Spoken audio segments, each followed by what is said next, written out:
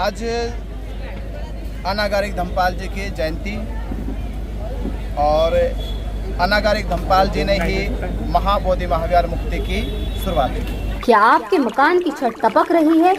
बारिश में हर बार यही परेशानी? अब और नहीं, आईबीएल एक्रेलिक केमिकल्स लेकर आया है छत टपकाव बंद करने का पक्का और असरदार सॉल्यूशन।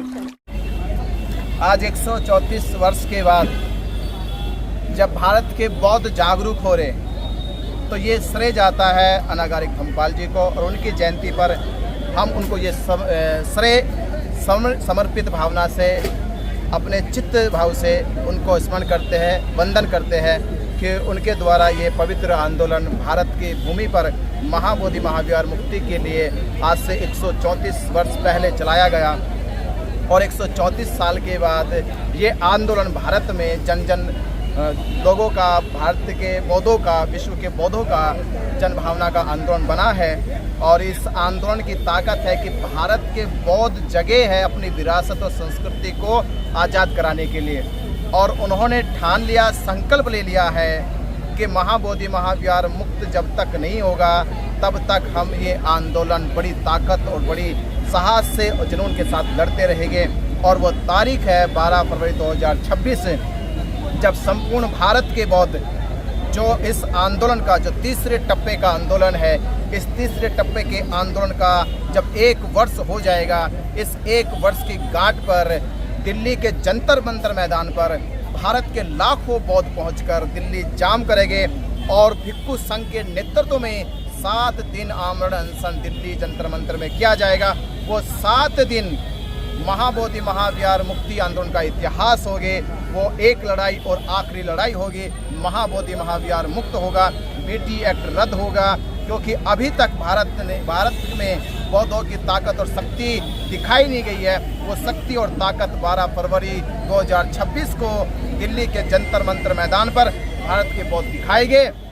और केंद्र सरकार और बिहार सरकार बौद्धों की ताकत और शक्ति के सामने घुटने टेकेगी, बीटी एक्ट रद्द करेगी, महाबोधि महाविहार मुक्त करेगी। और यही सफलता और यही महाबोधि महाविहार की मुक्ति आज 17 सितंबर को अनागारिक धम्मपाल जयंती को समर्पित होगी। महाबोधि महाविहार की मुक्ति अनागारिक धम्मपाल को समर्पित होगी। बंटी जी, 12 फरवरी को आंदोलन की शुरुआत हुई थी। 12 मई को आपने 12 लाख आने की गया में घोषणा की थी। फिर से 12 तारीख आ रही है। पहली 12 तारीख तो आपको लकी नहीं लगी क्योंकि आपको जेल जाना पड़ा। बहुत सारे षड्यंत्र भी आपके खिलाफ हुए। अगले 12 तारीख को भी ऐसा होगा? कुछ षड्यंत्र और रचा जाएगा, फिर से आप जेल जाओगे? देखो, आंदोलन को चोट पहुंचाई इसलिए जाती है कि आंदोलन और ताकत लेकर उभरे। 12 मई को जब आह्वान हुआ कि 12 मई को 12 लाख बौद्ध गए चलो, उस केवल कहने से ही सरकार और प्रशासन की हालत खराब हो गई और उन्होंने लगातार षड्यंत्र करना, साजिशें करना, रचना शुरू कर दिया। और महाबोधि महाविहार मुक्ति के जो ताकत थी 12 मई को 12 लाख बौद्धों की, वो भ्रमित हुई। और वो जो आंदोलन था बुद्ध पूर्णिमा जयंती का, वो उस स्तर पे नहीं हुआ जिस स्तर पे हमने सोचा था। अब उसी का सूद समेत हिसाब करने के लिए, अब दिल्ली की सड़कें जाम होगी। 12 फरवरी 2026 को 12 मई का भी सूद से समेत हिसाब लिया जाएगा दिल्ली की सड़कों पे, जब बौद्ध जाकर महाबोधि महाविहार मुक्ति की लड़ाई लड़ेगा। बंटी जी, महाबोधि महाविहार ये बिहार में है, लेकिन आप महाराष्ट्र में प्रचार कर रहे हैं महाबोधि महाविहार का। अभी इलेक्शन है वहाँ पर बिहार में, तो वहाँ कुछ मोर्चा वोर्चा करेंगे क्या आप इलेक्शन के पहले? देखो, पहले तो ये गलतफहमी निकालते कि बोध गया बिहार में है। अरे, महाबोधि महाविहार भारत में है। हाँ, भारत है ना, वो भारत में है। गया कोई अलग कंट्री, बिहार एक अलग कंट्री नहीं है।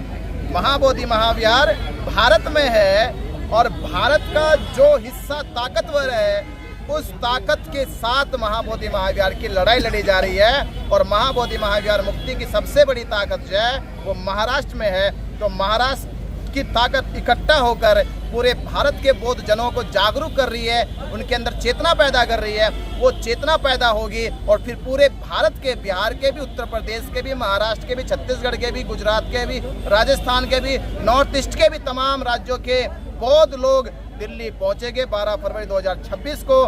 और महाबोधि महाविहार जो पूरे भारत के बौद्धों का आंदोलन है वो सफल होगा जब 12 फरवरी को पूरे देश से लाखों बौद्ध दिल्ली में जमा होंगे। लामा जी ने कहा है भाषण में कि एक बिहारी सब पे भारी, लेकिन अभी तक के बिहारी इस आंदोलन में भारी पड़ा नहीं है कि महाराष्ट्र के लोग भारी पड़े हैं, इस पर क्या कहेंगे? देखिए, पहली बात ये बिहार महाराष्ट्र या स्टेट को लेकर टिप्पणी नहीं है, ये बात है बौद्ध जनों की, बौद्ध उपासकों की, श्रद्धावान बौद्धों की, जिनकी आस्था महाबोधि महाविहार में। ये लड़ाई केवल बौद्धों की महाबोधि महाविहार के लिए, किसी राज्य की राज्य से नहीं है और ना किसी एक राज्य की ताकत की है। ये लड़ाई पूरे भारत के बौद्धों की है और पूरे भारत के बौद्ध भारत के केंद्र में जा रहे हैं 12 फरवरी 2026 को। ये केंद्र में जो देश का दिल है, उस दिल की धड़कन धड़काने के लिए 12 फरवरी 2026 को भारत के बौद्ध पहुंच रहे हैं। वहां से मोदी की भी धड़कनें जाम होगी और नीतीश की भी जाम होगी, और जब धड़कनें जाम होगी तो ऑपरेशन के लिए बीटी एक्ट रद्द करेंगे, महाबोधि महाविहार मुक्त करेंगे। लामा जी और वीणाचार्य जी अभी एक साथ मिलकर लड़ाई लड़ेंगे, एक साथ मिलके लड़ेंगे, एक साथ मिलके लड़ रहे हैं। ये पूरे देश में मैसेज है।